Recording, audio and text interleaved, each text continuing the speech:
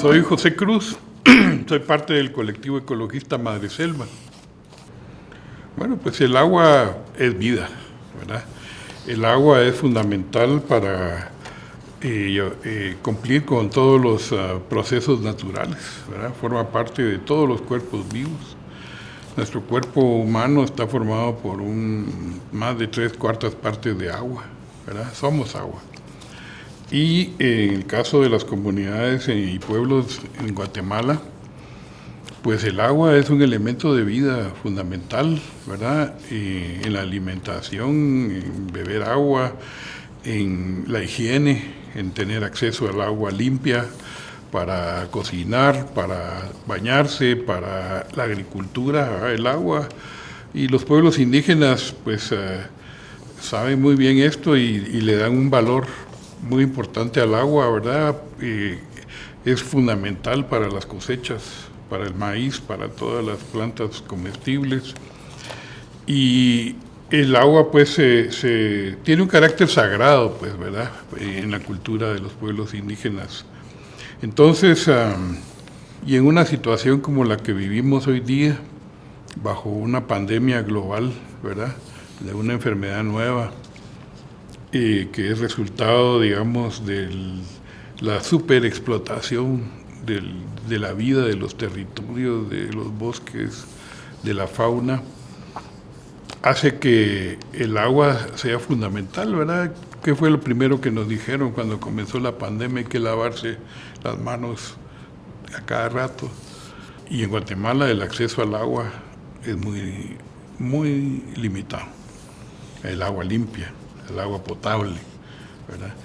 La mayoría de los cuerpos de agua de Guatemala están contaminados porque usamos los ríos como basureros, como desagües, ¿verdad? Y no estoy hablando de las comunidades, estoy hablando de la Municipalidad de Guatemala, por ejemplo, que el basurero de la zona 3 y todos los detritos de los alcantarillas, digamos, de la ciudad de Guatemala se van a los ríos, al río Chinautla, al río Las Vacas, y ahí al río Motagua, y al río Pinula, al río Villalobos, y de ahí se van al lago de Amatitlán, ¿verdad? Entonces, la Municipalidad de Guatemala juega un papel principal en la contaminación, con sólidos y con líquidos de las fuentes de agua, y eso afecta a todo el país, ¿verdad? Así que este gran valor que representa el agua no está siendo debidamente cuidado, ni por nosotros como sociedad, ni por las autoridades, ni el Estado.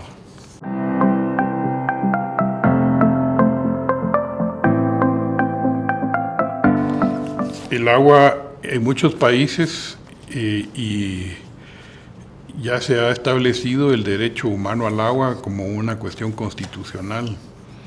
En la Constitución de Guatemala se señala la importancia del agua y la protección de los acuíferos y se señala que debe haber una ley específica de agua para garantizar ese derecho.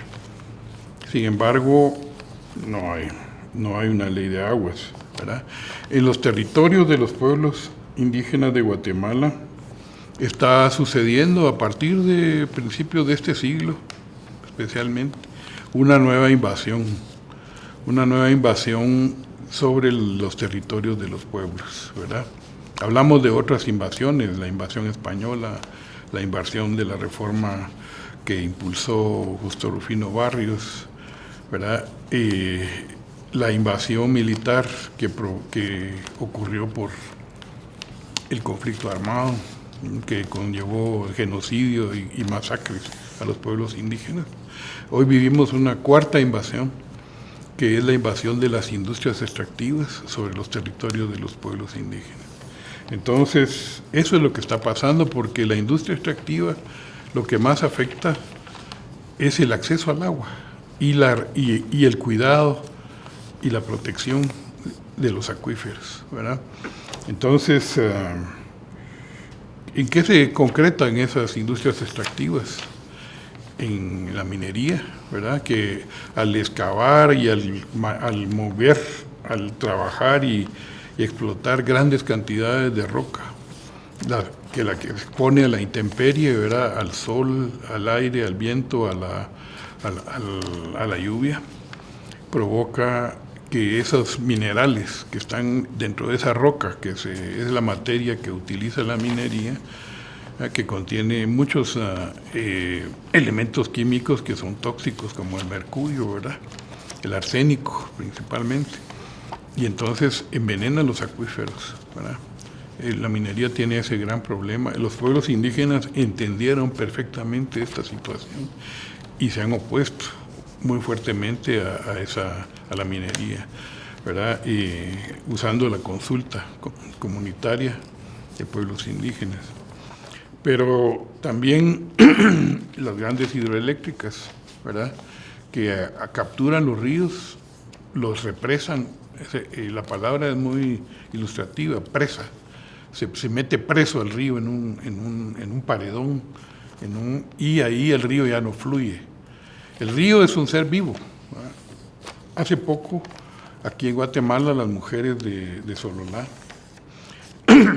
especialmente las mujeres sutugiles, declararon que el lago de Atitlán es un ser vivo y como tal tiene derechos, ¿verdad? Y debe ser protegido y deben ser garantizados esos derechos. Pues los ríos son seres vivos también, ¿verdad? Y corren, fluyen, ¿verdad? Ahí se manifiesta su vida y son portadores de vida, son dadores de vida.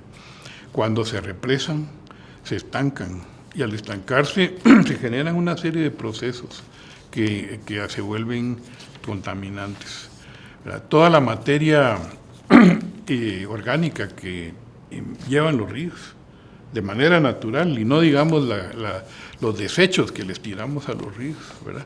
Al estancarse el agua en una represa, empiezan a diversos procesos químicos de sedimentación, pero también de emanación del gas metano. El gas metano es el mal olor que sentimos cuando se está descomponiendo un ser vivo, ya sea una fruta que dejamos o el cadáver de un animal, ¿verdad? O de una persona. Eso que sentimos es provocado por el gas metano, es el resultado de la descomposición de la materia orgánica.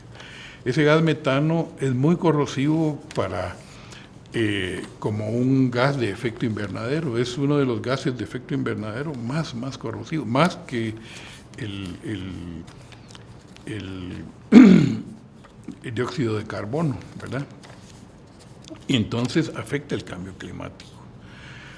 Entonces, y luego el cauce, al ser interrumpido, deja en seco el cauce natural, porque no hay una regulación que obligue a los dueños de las hidroeléctricas a dejar una parte del agua para que siga fluyendo, porque para ellos el agua es dólares, ¿verdad? Es dinero en efectivo, ¿verdad? Entonces quieren agarrarla toda, no dejan nada después del embalse. ¿Y qué pasa? Los ríos se secan, se mueren, toda la fauna y la flora del río. Le llamamos toda la vida y la fauna y flora riparia, es decir, de las riberas de los ríos. Se muere. Internacionalmente se obliga a que cuando hay proyectos como estos, se debe dejar un llamado caudal ecológico. El caudal ecológico es el caudal mínimo que se necesita para mantener y proteger todos los procesos de vida a lo largo del cauce y de las orillas del río, ¿verdad?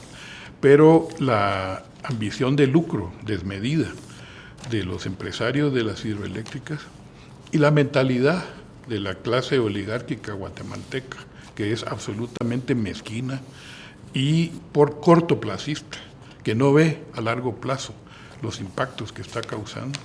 Ellos solo quieren el dinero inmediatamente y no reparan en los daños que están causando. Entonces toman todo el agua y no se respeta el caudal ecológico. En el papel, en las evaluaciones de impacto ambiental que presentan al Ministerio de Ambiente y Recursos Naturales antes de que les autoricen esos proyectos, dicen que van a dejar un caudal ecológico. Pero ¿sabe cuál es el que acepta el MAN? Es el 10% del caudal mínimo. sea, ustedes saben que los ríos a lo largo del año, cuando llueve, tienen más agua, y en la época seca, que ahorita es la que viene ahorita, de abril, mayo, es el momento en que bajan más los ríos, es el momento en que ocurre lo que llamamos el caudal mínimo, o sea, en la época en que los ríos llevan menos agua. Entonces el mar aprueba el 10% del caudal mínimo. Hay ríos que cuando bajan tienen ya muy poco caudal, y dejar solo el 10% es casi matarlos. Pero lo peor es que como no hay ninguna supervisión y como hay mucha corrupción, ¿verdad? No hay ningún ente del Estado de Guatemala que haga cumplir ni siquiera ese caudal mínimo ecológico. Y entonces los dueños de las grandes hidroeléctricas toman todo el agua. Y eso lo tenemos claramente documentado. En los ríos donde hay grandes represas está la cortina y no dejan nada de agua. Claro, al rato empieza a llegar agua de las montañas de esa parte del cauce que está seco, porque digamos los acuíferos alimentan los ríos en todas las etapas, ¿verdad? Ese es un gran problema. Entonces, y las megaplantaciones, ¿verdad? De caña de azúcar, de palma aceitera, de banano, que primero están acumulando cada vez más tierras, ¿verdad? Y están usando el agua de los ríos y del subsuelo también para regar estas megaplantaciones, ¿verdad? Hay áreas del país, como por ejemplo la costa sur, especialmente en el área de Mazatenango, Retalhuleu, en donde las comunidades están viviendo prácticamente sin agua, ¿verdad? Porque especialmente en la época seca, las plantaciones de palma y de banano y de azúcar, hay de todo ahí en esa zona, desvían los ríos y secan. Ya los ríos de la costa ya no llegan al mar, ya no llegan a los esteros. Y luego, no solo eso, sino ponen bombas, hacen pozos mecánicos profundos y empiezan a bombear para regar, especialmente en el caso de la caña. Y con ese riego, la napa freática, o sea, el nivel del agua subterránea, que normalmente en una comunidad en la costa se hacían pozos y a 10 metros excavar, incluso a mano, se encontraba agua. Ahora eso es por la manera como están chupando el agua las bombas, a grandes caudales, unas grandes bombas para regar la caña y el banano. Resulta que esa napa freática se ha abatido, ha bajado, cada vez está más profunda. Entonces ya los pozos que se hacen a mano ya no funcionan. Entonces las comunidades se quedan sin agua, porque nadie, ni el Estado, ni las mismas empresas extractivas, están supliendo esa agua que se están llevando. No hay ninguna ayuda. Entonces la gente toma agua de bolsitas de plástico, agua contaminada. Y eso ha ocasionado, entre otras cosas, lo que se ha dado en llamar la enfermedad renal crónica, ¿verdad?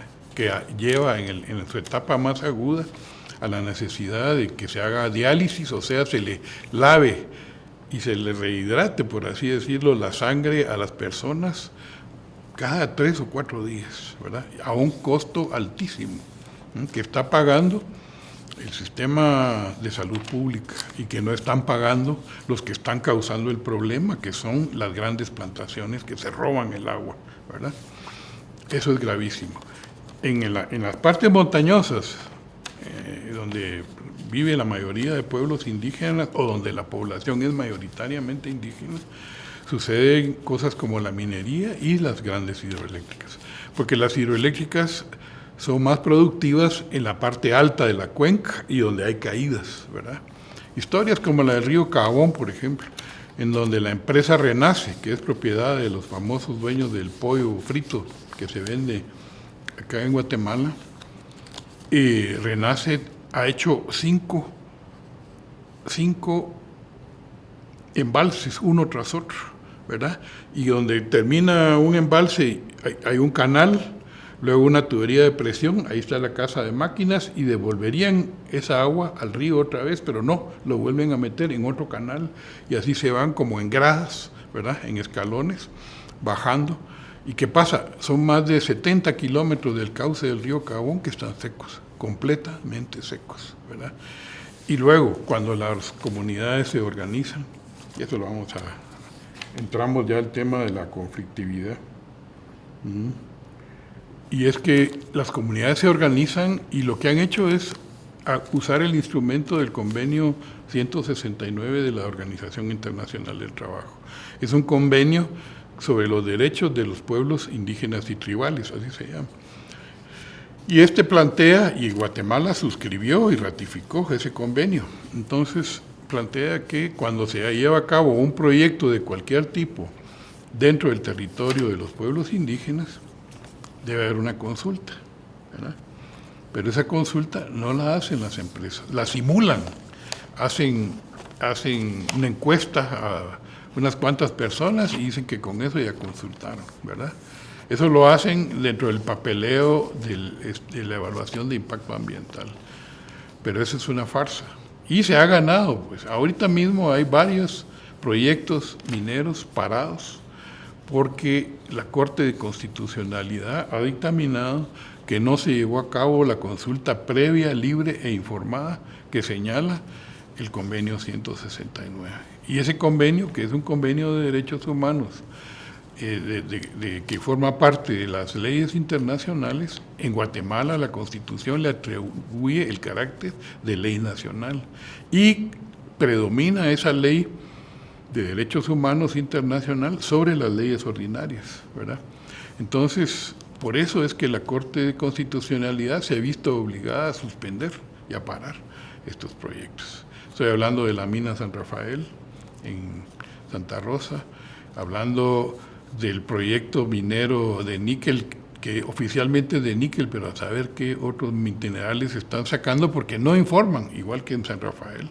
Nadie hace una evaluación de lo que se llevan, porque los minerales no se procesan en Guatemala, se llevan la roca molida, ¿verdad? Prácticamente cruda, digamos, y lo van a procesar fuera de Guatemala, a un costo muy alto de transporte, ¿ah? Pero si pagan ese alto costo de transporte, porque lo que sacan es valiosísimo para ellos y no lo reportan en Guatemala, ¿verdad? Mienten a Guatemala diciendo que están llevando solo níquel o solo plata y llevan otro montón de elementos químicos que procesan fuera de Guatemala. Esto es en el Estor. Está la mina que se llama Derivada 7, que aquí en San José del Golfo y San Pedro Ayampoc, en donde se instaló la resistencia de la puya, que ya va a cumplir, creo que va a cumplir 10 años. Entonces, esa es la conflictividad, pero ¿quién hace la conflictividad? El CACIF, la Cámara de Industria, la Cámara de Mineros, la AGER, la Asociación Guatemalteca de Energías Renovables, dicen que la conflictividad la causan los pueblos, pero no es cierto. La conflictividad la causan las decisiones de funcionarios públicos que autorizan proyectos sin cumplir con el requisito de la consulta a los pueblos indígenas, ¿verdad? Y pues, pero más que eso, en la conflictividad que vivimos hoy día, porque Guatemala salió de un larguísimo conflicto armado, ¿verdad?, con la firma de la paz. Y se reconocieron algunos derechos y se reconocieron algunas graves acciones de parte del Estado de Guatemala. Se reconocieron los derechos de los pueblos indígenas como parte de esos acuerdos. Pero ¿qué pasó? El mismo gobierno que firmó la paz con una mano, con la otra mano promovió la aprobación de un conjunto de leyes a partir de 1996, teniendo una mayoría el partido de Álvaro Arzú, el PAN de entonces, teniendo la mayoría parlamentaria y con la alianza de casi todos los demás partidos, aprobaron un conjunto de leyes, reformaron la ley de petróleo, la ley de minería, la ley general de electricidad, la ley de telecomunicaciones, la ley forestal y muchas más, de manera que entregaron para promover las inversiones privadas, entregando los recursos de los territorios de Guatemala a empresas privadas. Esa es la fuente de la conflictividad que vivimos hoy, de que tiene a Bernardo Cabal injustamente preso, de más de 3 años, ¿verdad? Y con una sentencia de 7 años, la persecución contra Avelino Cabal, la persecución contra otras compañeras periodistas, por ejemplo, en Joyabaj, en Totonicapán, ¿verdad? Por expresar ideas en defensa de sus territorios, en defensa de derechos de los pueblos indígenas. Esto es lo que está pasando hoy día, y entonces nosotros en Madreselva decimos ese conjunto de leyes que reformó Álvaro Arzú y su Congreso, le llamamos el marco legal del despojo y la destrucción de los recursos naturales, de los bienes naturales y de los territorios de los pueblos indígenas. Esa es la causa de esa conflictividad. Se acusa y se manipula el sistema judicial que está corrompido totalmente, corrompido por los narcotraficantes que compran su impunidad, corrompido por los políticos corruptos que también pusieron una Corte Suprema de Justicia a la medida de sus necesidades, pusieron un Tribunal Supremo Electoral con sus compinches y han puesto ahora, o están intentando dejar una Corte de Constitucionalidad controlada por ellos. ¿Para qué? Para seguir imponiendo un sistema de gobierno corrupto que ataca y destruye los derechos de los pueblos, de todos los pueblos que conformamos este país. Entonces, y el agua está en el centro de esta situación. Pero ¿qué pasa con ese marco legal del despojo de los bienes naturales? Arzú no quiso cumplir con el precepto constitucional que dice de haber una ley de aguas. Y no hay una ley de aguas. ¿Por qué no hay una ley de aguas en Guatemala?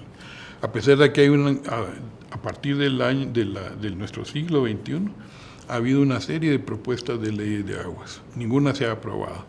¿Por qué?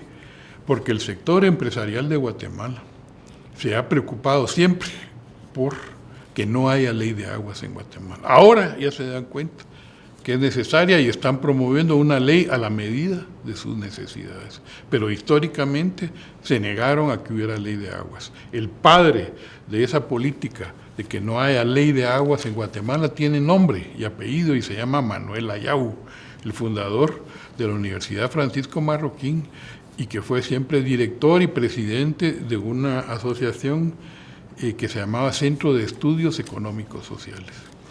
Y dentro de los principios y objetivos del Centro de Estudios Económicos y Sociales está el de que no haya ley de aguas en Guatemala. Pues eso que estoy diciendo está documentado. Entonces, ¿y quién es el educador de la clase gobernante y de la clase hegemónica económicamente en Guatemala? La Universidad Francisco Marroquín, que fundó este señor Ayau y que ha impregnado la mentalidad de todo el sector empresarial de Guatemala, y no solo el sector oligárquico, todo el sector empresarial de Guatemala está impregnado de los principios económicos del neoliberalismo, ¿verdad? Que dicen que todo debe ser la ganancia y el lucro, y que no debe haber derechos, y que no debe haber más leyes, que debe haber mercado libre para los inversionistas. Y eso es lo que plasmaron las leyes extractivistas que se aprobaron en 1996. Y esa es la causa de la conflictividad que hoy día vivimos, ¿verdad?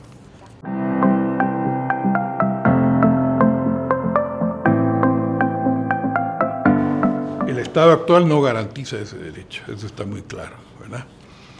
¿Cómo se puede garantizar?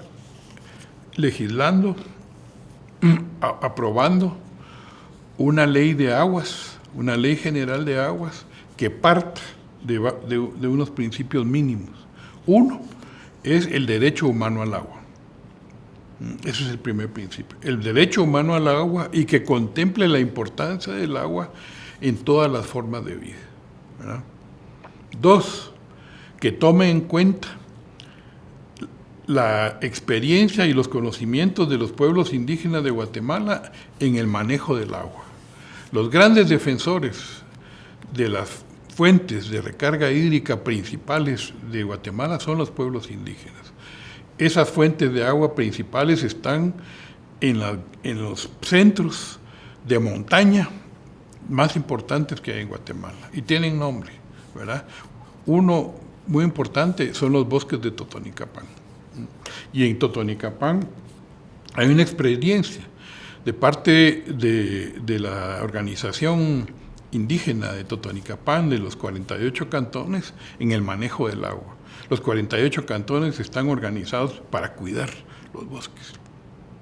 Y esa experiencia debe tomarse en cuenta cuando se adopte una ley de aguas, ¿verdad? Y que se ponga especial atención a esa experiencia. Y el otro elemento mínimo es que esa ley de aguas debe basarse en un enfoque de cuenca. Las cuencas hidrográficas son las áreas que alimentan y que nutren un río dado, ¿verdad? En Guatemala hay una gran cantidad de cuencas, los ríos más importantes, y subcuencas, ¿verdad? Los que son simplemente afluentes de los ríos más importantes.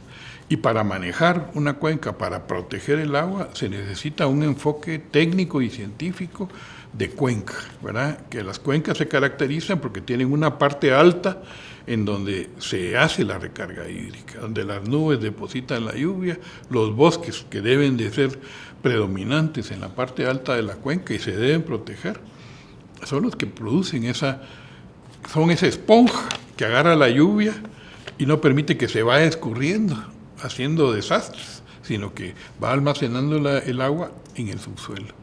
Y ese subsuelo brota después en nacimientos, ¿verdad? De los cuales nacen arroyos y ríos. Esa es la importancia de la parte alta de la cuenca. La parte intermedia, en donde se dan una serie de procesos, ¿verdad? Ya de vida, de agricultura, y los climas más frescos, digamos. Y en la parte baja de la cuenca, que es donde ya transita hacia el mar, que son partes bajas, en donde además ahí se ven todos los impactos de los malos manejos en la parte alta y media de la cuenca. Si tiramos basura, si contaminamos en la parte media de la cuenca, esa se deposita en la parte baja y es fuente de insalubridad. No me voy a extender aquí para hablar más de esto, pero esos tres principios son los fundamentales de una ley de agua. Repito, uno, que reconozca el derecho humano al agua y el derecho de todos los seres vivos, que proteja el acceso de todos los seres vivos al agua. Dos, que se tome en cuenta la experiencia y los conocimientos ancestrales de los pueblos indígenas en la protección de los acuíferos, especialmente en las partes altas de las cuencas. Y tercero, que esa ley se permita el manejo de las cuencas. No se vea el agua como una mercancía, que no se vea el agua como algo para vender, que es lo que está sucediendo hoy día, ¿verdad? Cada vez hay menos agua y el colmo es las bolsitas de agua o beber agua embotellada. Es tremendo eso. Y hay una familia muy famosa, ¿verdad?, que ha explotado el tema de las bebidas, ¿verdad?, de la cerveza, que son los grandes vendedores de agua en botella. Y ese es un pecado. Es un pecado contra la naturaleza, ¿verdad?, meter agua en botella. Y peor, en bolsitas, ¿verdad? Porque lo que están vendiendo, al fin de cuentas, no es agua, sino están vendiendo basura. Esos botes de plástico que luego ahí los vemos acumulados en la desembocadura del río Motagua y que ha ocasionado ya una demanda internacional del gobierno de Honduras por la contaminación con basura plástica en la bahía en el Golfo de Honduras, ¿verdad? Eso sobre la ley. Esa es la única manera de garantizar el acceso al agua. Y por otra parte, que los pueblos se organicen a proteger sus acuíferos, que sigan haciéndolo como lo han hecho históricamente, y que se organicen también para obligar a sus autoridades municipales a que den agua potable y no agua entubada, ¿verdad? El agua entubada no es potable. Hay que darle un tratamiento de filtración, de decantación y eventualmente de desinfección, ¿verdad? Y esa es responsabilidad de las municipalidades.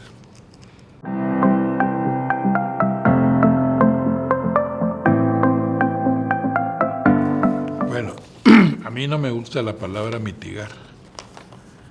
Creo que es una palabra que esconde muchas cosas. Mitigar quiere decir cómo hacer menos agresivo los resultados de un daño, ¿verdad? Usted mitiga cuando ha hecho daño. Yo creo que los pueblos tienen un gran papel en la mitigación, pero ante todo en la prevención de los daños, ¿verdad? Nosotros debemos prever. Y si no se pudo prever el daño, entonces sí, mitigarlo. Pero antes hay que prevenir, ¿verdad? Creo que ese es el enfoque que debemos de promover y creo que es el que se está entendiendo y se está impulsando por parte de los pueblos indígenas, ¿verdad? En la ley, por ejemplo, en las evaluaciones de impacto ambiental, todo lo resuelven con medidas de mitigación, pero no van a la prevención, ¿no? Y ese es el problema. Por eso es la conflictividad que tenemos, ¿verdad? Entonces, los pueblos están organizados, están en resistencia a un modelo extractivista que les está robando el agua, que les está robando el territorio y las tierras, ¿verdad? Que está despojando, un modelo económico de despojo, un modelo de acumulación, dicen algunos economistas, un modelo de acumulación por despojo. Eso es lo que estamos, despojo a los pueblos, despojo a la naturaleza, despojo a la vida. Entonces, organizarnos y resistir para que eso no suceda, ¿verdad? Y eso tiene otro colofón, organizarse también para que no lleguen los ladrones a ser los alcaldes, porque el problema, o que los alcaldes que llegan al poder no se vuelvan ladrones, porque el gran problema de la corrupción, el huevo de la serpiente de la corrupción comienza en el sistema municipal. Una buena persona conocida por todos en un municipio lanza su candidatura y gana, pero al ser alcalde se junta con los otros alcaldes ya corruptos a través de la ANAM, ¿verdad? Tienen su club y ahí le dicen, tenés que hacer esto, tenés que cobrar un porcentaje cada contrato, tenés que cuidar tu futuro, ¿verdad? Y ahí comienza la corrupción. Y luego quieren ser alcaldes otra vez y otra vez y otra vez, y después quieren ser diputados, y después quieren ser ministros. Y hay casos, algunos jocosos, como el famoso 3 quiebres, ¿verdad?, de personas, o el Neto Brand, ¿verdad?, que llegan a ser alcaldes y no tienen ninguna preparación para ese cargo. Entonces los pueblos tenemos la responsabilidad de saber elegir bien a nuestras autoridades.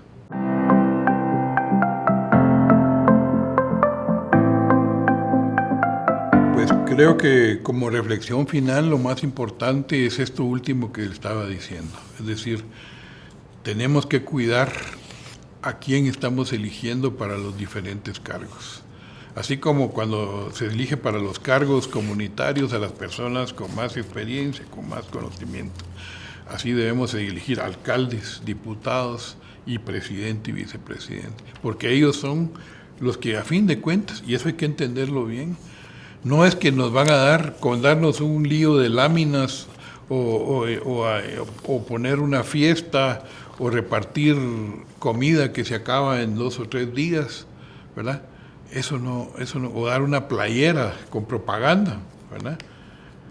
No podemos votar por personas que practican esa manera de hacer política. Tenemos que votar por personas que por su trayectoria, que por su honradez son merecedores de nuestro voto. Y tenemos que vigilar para que no se vuelvan corruptos. Porque el problema hoy día en Guatemala es que los corruptos se han apropiado del Estado. Es lo que llaman un Estado cooptado por la corrupción y por el dinero del narcotráfico, ¿verdad?